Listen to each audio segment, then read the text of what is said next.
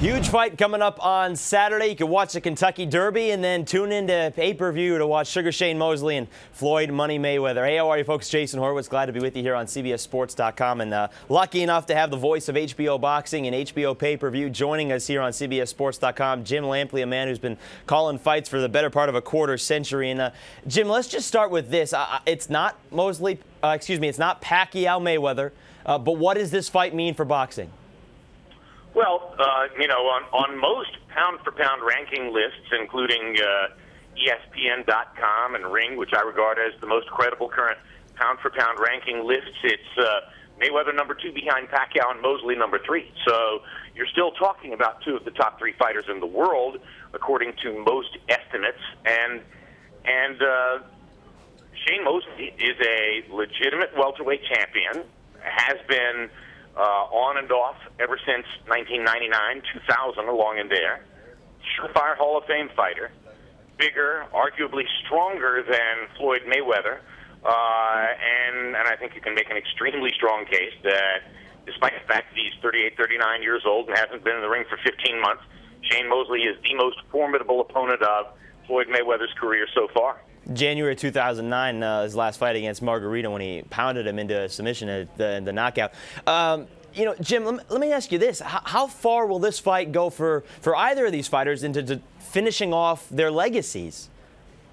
Well, for Shane, this is a fight that he has chased for a long time. It's the big wish fight of his career at this point, along with a possible matchup against Pacquiao. That was what was left for Shane and what he was looking for after destroying Margarito, and he got the fight, despite that it wasn't Mayweather's intention to be fighting Shane Mosley at this point. And so, he's both tremendously fortunate to be in this position. He's making up for a lot of money that he denied himself via questionable business decisions over the years. This operates on a lot of levels for Shane Mosley. For Mayweather, I'm sure that Floyd sees this as yet another clinical exercise in his control over the sport. A chance once again to demonstrate that he can dismantle an offensive fighter with his great defensive skills. A chance to shut the mouths of a lot of ringside critics who have railed at him for the past 2 or 3 years for not fighting a legitimate welterweight championship-style fighter once he had gotten to the welterweight division. No fight against Cotto, no fight against Margarito, no fight against Mosley up until now. It's a chance to button a few more lips and further elevate his status. And it's also a real chance to prove his pay-per-view muscle, because this time he's not borrowing the power of a Ricky Hatton or an Oscar De La Hoya to create a massive pay-per-view attraction. He's the straw that stirs the drink this time. Floyd, despite his long career and his Hall of Fame credentials, has never excited the passion of a large, ardent following.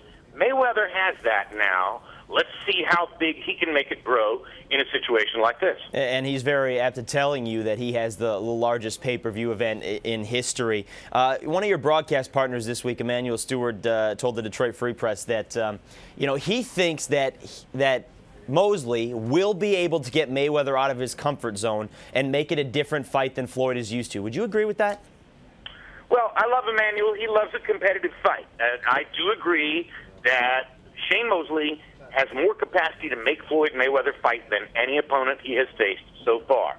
The problem, the difficulty here is that a logical attack against Mayweather starts with a jab. Shane has never had a really great range-extending, knock-you-back jab. I mean, even his compatriot Oscar De La Hoya had a better jab than Shane has had. He's better with his right hand, either swinging it around and sweeping from the side or over the top.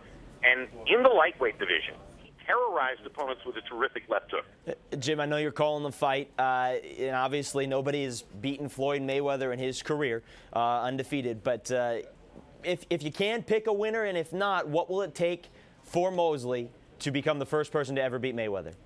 I'm a generalist in picking Floyd Mayweather fights, and I've said this many times in many forums. Floyd Mayweather by unanimous decision against anyone alive until proven otherwise. I've seen the way he fights. I know what his risk and reward ratio is.